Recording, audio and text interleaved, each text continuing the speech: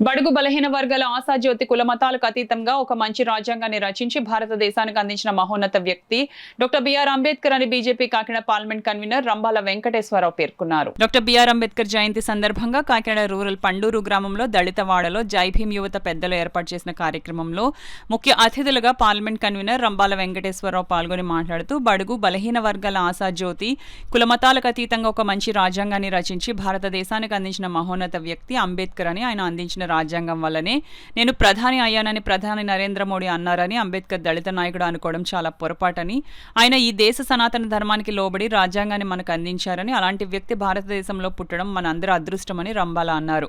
పితాని లీలావతి మాట్లాడుతూ ఈ రోజు మహిళలకు చట్టసభలలో 33% రిజర్వేషన్ ఘనత మోడీదైతే దానికి మూల కారణం అంబేద్కర్ అని ఆమె అన్నారు. ఈ కార్యక్రమంలో పితాని లీలావతి, మండల అధ్యక్షులు నండూరు సత్యబాబు, కోట అప్పారావు, ఎంపీపీ అనంతలక్ష్మి త్రిమూర్తులు, ఉలవల వెంకటేశ్వరరావు, పాలిక శివ, కండెల వెంకట్, కందికట్ల శివ, గరగ పెదబాబు, నక్కారాజు తదితరులు పాల్గొన్నారు.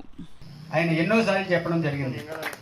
అంటే ఈ రాజ్యాంగం వల్లే సామాన్యుడు కూడా ప్రధాని అవ్వచ్చనే సంకల్పంతో ఆయన తీసుకున్న నిర్ణయాలను బట్టి ఈ రోజు నేను ప్రధానమంత్రి స్థానంలో ఉన్నానని చెప్పేసి నరేంద్ర మోదీ గారు అంబేద్కర్ గారి గురించి ఎంతో ఉన్నతంగా చెప్తున్నారంటే ఈ రోజున మనందరూ అర్థం చేసుకోవాలి.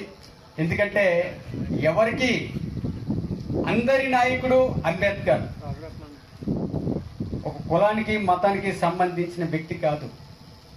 నేను ముందే చెప్పా, భారతదేశం కోసం ఇటువంటి మహానుభావులు పుట్టించడం తప్పితే మన అదృష్టం తప్పితే మరొకటి కాదని చెప్పేసి ఈ సందర్భంగా తెలియజేసుకుంటూ ఆయన 137వ జయంతి 1891లో ఆయన జన్మించడం జరిగింది. ఇదే రోజున ఏప్రిల్ 14న దేశంలో ప్రతి ఒక్కరు కూడా మాకు కూడా నరేంద్ర మోదీ గారు ప్రతి వాడల అంబేద్కర్ జయంతి ఘనంగా నిర్వహించడానికి ఏదైతే కొన్ని కార్యక్రమాలు, ముఖ్యంగా భారతీయ జనతా పార్టీ 6 కార్యక్రమాల్లో అంబేద్కర్ జయంతి వర్ధంతి కూడా ఈ రోజున మనం ఉన్నత స్థాయి కార్యక్రమాల్లో ఒకటి పార్టీ పుట్టినరోజు, అలాగే అంబేద్కర్ వర్ధంతి జయంతి, జ్యోతిరావు పూలే వర్ధంతి జయంతి, గాంధీ జయంతి, ఇలాగా కొన్ని కార్యక్రమాల్లో 6 కార్యక్రమాలు ప్రధాన కార్యక్రమం అంబేద్కర్ గారి జయంతి వర్ధంతి ఈ భారతీయ జనతా పార్టీ నాయకులందరూ కూడా ఘనంగా జరుపుకోవడం జరుగుతుంది. మన సమాజంలో ఏం చేస్తున్నాం? ఓటు అంటే మందుకి మొక్కకి ఓటేస్తున్నాం. సమాజంలో ఎవరైతే ఉన్నతమైన రాజకీయ నాయకులు ఇన్ఫ్లుయెన్స్ చేస్తున్నారో వాళ్ళకి ఓటేసుకుంటున్నాం.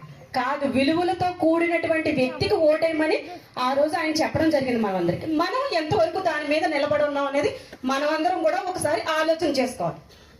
ఈరోజు మహిళల అణచివేతం కోసం ఆ రోజు అంబేద్కర్ గారు ఎత్తుకున్నటువంటి విషయం ఏదైతే ఉందో, పోరాటం ఏదైతే ఉందో, ఈ దేశంలో నరేంద్ర మోడీ గారు ఈ రోజు మహిళలకి 33% రిజర్వేషన్ కల్పించి ఆయన ఆ రోజు కలగన్నటువంటి ఆశయాన్ని ఈ రోజు నరేంద్ర మోడీ గారు నిజం చేశారు.